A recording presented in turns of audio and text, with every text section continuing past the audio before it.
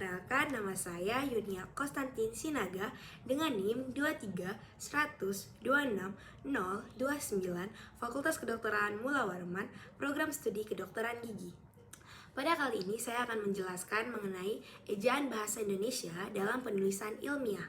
Sebelum lebih lanjut, saya akan menjelaskan mengenai hakikat ejaan. Jadi, ejaan merupakan suatu aturan yang mengatur suatu tulisan, baik dalam penggunaan huruf, tanda baca, penulisan kosakata dan bentukan kata, penulisan unsur serapan, afikasi, dan kosakata asing. Menurut Fauzi Roman dari Rizal pada tahun 2009 bahwa ejaan merupakan suatu perlambangan fonem dengan menggunakan huruf.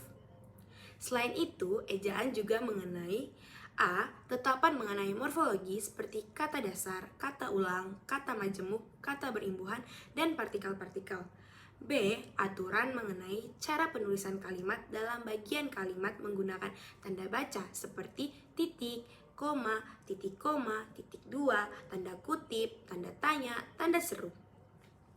Ejaan bahasa Indonesia terus mengalami perubahan, perkembangan, dan penyempurnaan yang dilakukan selama 114 tahun terhitung sejak dari 1901 hingga 2015. Menurut Rokmansyah, tahun 2019, ejaan memiliki fungsi sebagai landasan pembangkuan kata bahasa, kosakata, dan peristilahan, serta alat penyaring masuknya unsur-unsur bahasa lain ke dalam bahasa Indonesia. Menurut Mijianti, tahun 2018 menyatakan bahwa pelestarian bahasa Indonesia perlu dilakukan agar kedudukan bahasa Indonesia sebagai identitas bahasa Indonesia semakin mantap dapat dilakukan dengan menjaga keaslian bahasa melalui penulisan kata pedoman yang membahas tentang kebakuan ejaan. Masyarakat Indonesia dengan beragam dialek membutuhkan bahasa standar dari pembakuan juga dapat membuat bahasa Indonesia menjadi mudah digunakan dalam dunia pendidikan. Ejaan juga berfungsi dalam membantu membaca untuk memahami dalam mencerna informasi yang dituliskan. Setelah kita tahu hakikat dari ejaan ini, kita akan lanjut ke sejarah dari ejaan. Sejarah awal ejaan bahasa Indonesia hingga saat ini mengalami beberapa perkembangan. Perkembangan tersebut telah dijelaskan secara singkat oleh Badan Pengembang dan Pembinaan Bahasa dalam Prakata yang ditulis melalui PUEBI, Pedoman Umum Ejaan Bahasa Indonesia.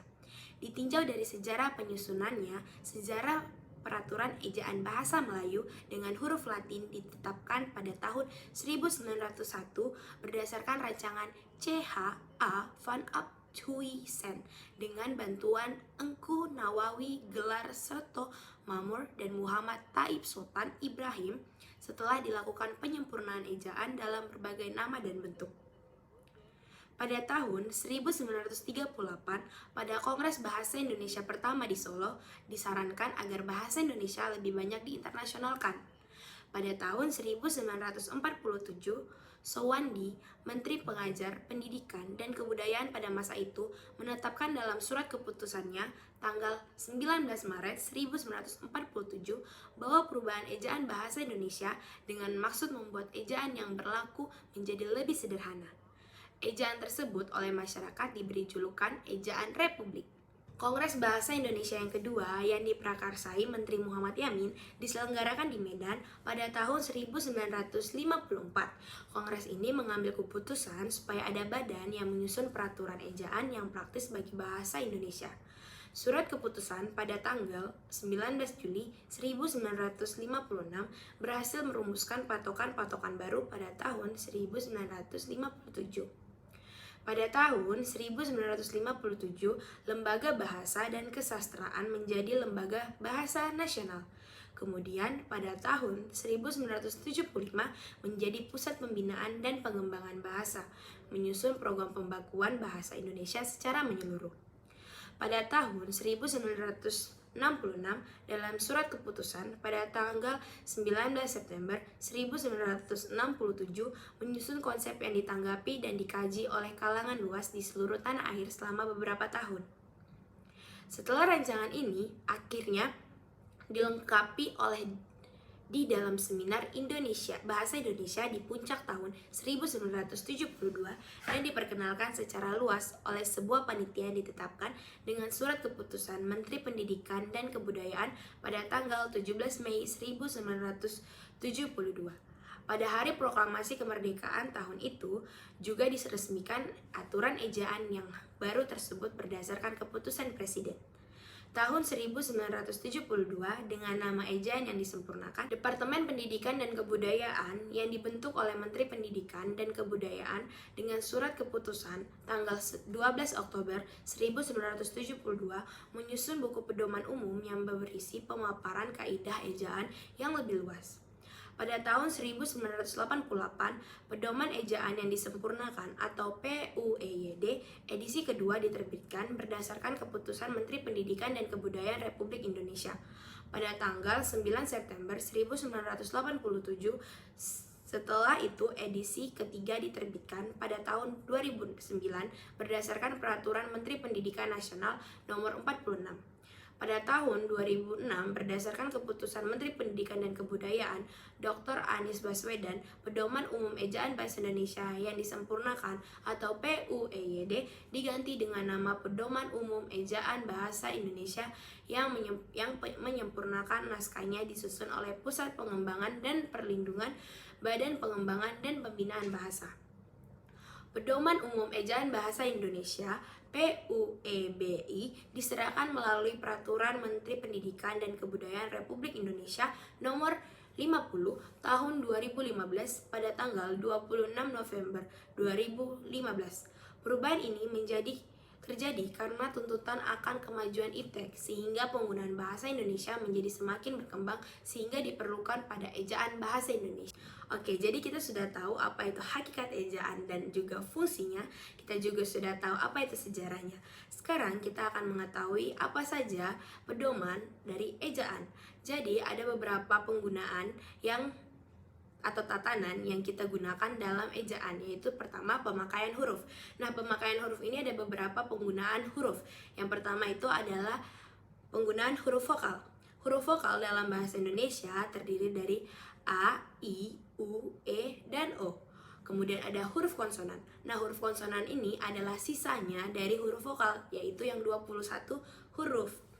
Kemudian ada juga huruf kapital. Huruf kapital pun ada beberapa aturan yang memadainya. Contohnya seperti huruf kapital digunakan sebagai huruf pertama pada awal kalimat.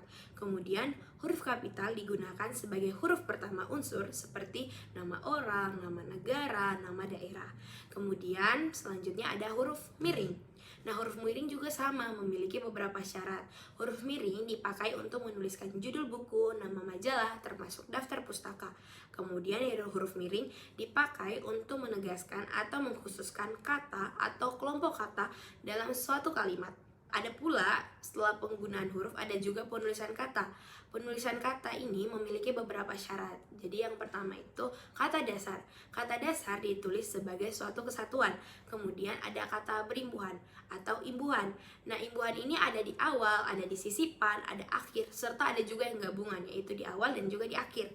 Ditulis serangkaian dengan bentuk dasarnya. Kemudian ada bentuk ulang.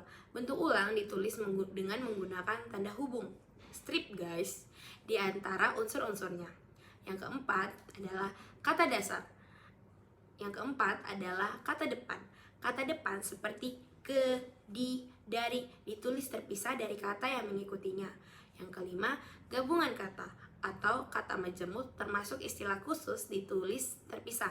Gabungan kata yang dapat menimbulkan tanda hubung di antara unsur-unsurnya. Yang keenam, partikel. Partikel itu adalah kah, tan, kan, ditulis serangkaian dengan kata yang mendahulunya. Yang tujuh, kata sandang, si, dan sang. Kata si dan sang ditulis terpisah dari kata yang mengikutinya. Nah, setelah penulisan kata ada juga pemakaian tanda baca. Tanda baca di sini yang saya bahas cuma dua, yaitu tanda titik dan tanda koma. Yang pertama ada tanda titik. Tanda titik dipakai pada akhir kalimat pernyataan. Dipakai juga di belakang angka atau huruf dalam suatu bagan atau daftar. Kemudian yang kedua yaitu adalah tanda koma. Tanda koma dipakai di antara unsur-unsur dalam suatu pemerincian dan pengambilan. Oke, sudah selesai. Sekian penjelasan dari saya. Terima kasih. Sampai jumpa lagi.